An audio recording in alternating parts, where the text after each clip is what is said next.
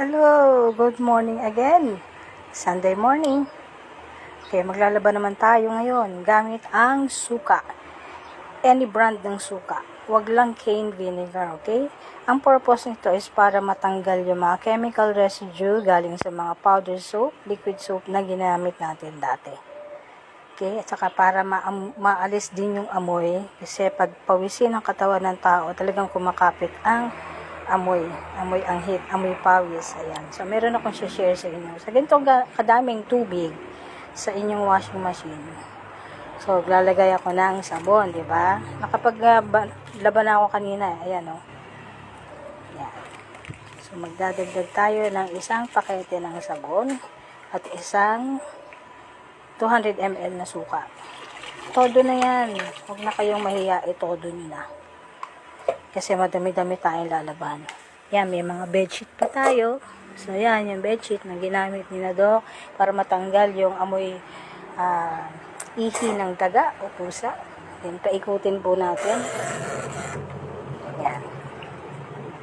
Para mahalo ng mabuti yung suka at sabon. So, ulitin ko po, ang purpose ng paglalagay ng suka is para ma-neutralize yung acidic environment. Yung maasim na amoy ng katawan na kumapit sa damit natin, sa mga bed mattress, sa punda, sa lahat ng damit. So, yun po ang purpose nun. And pangalawa is para luminis. Nakakalinis yan, yung suka. O kaya niya tunawin yung mga dumi-dumi, mga mantika, mga alikabok, at kung ano-ano pa, mga bacteria. May antibacterial effect kasi o properties ang suka. So, yan.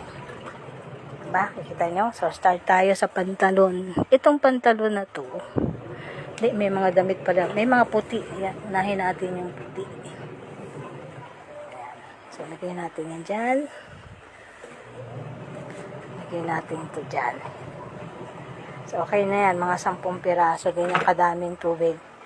Okay, so halo-halo lang hanggang sa matapos yung timer natin. Ilang minutes ba? 15. Ayan. Hintayin lang natin matapos yan. Then, isusunod naman natin itong mga to. Bedsheet or bed cover. Okay. Yun naman ating bed mattress. Hayaan lang natin doon, ha? Siguro mga 30 minutes to 1 hour habang naglalaba tayo. Mamaya natin banlawan para ma-absorb niya ng mabuti. Okay. Sa bawat parte ng bedsheet para ma-absorb niya ng mabuti yung sabon at matanggal yung amoy panghi ng kumpusa man o daga yung umihi doon.